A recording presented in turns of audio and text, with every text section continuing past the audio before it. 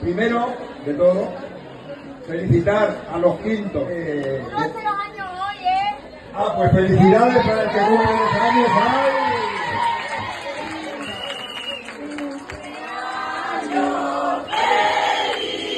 Hoy estamos de boda.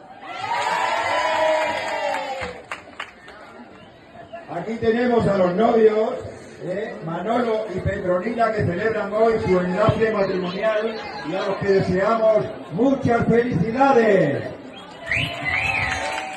Ay, Manolo, si tuviésemos que hablar de ti. Bueno, a lo que vamos al tema. Tú, Petronila, quieres a Manolo como futuro esposo en la salud y la enfermedad, en la riqueza y en la pobreza, en lo bueno y en lo malo. Te pregunto, ¿no? ¿Tú, Manolo, quieres a Petronila en lo bueno y en lo malo, en la riqueza y en la pobreza? Sí. ¿Porque sois el novio?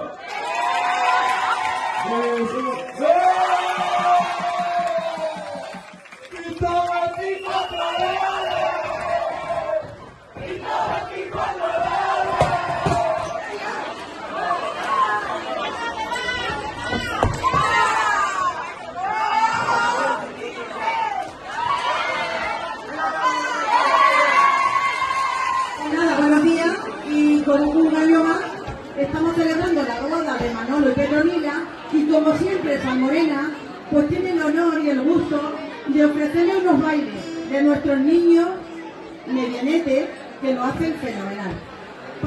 Se lo dedicamos en especial pues para los novios y padrinos y todos los quintos.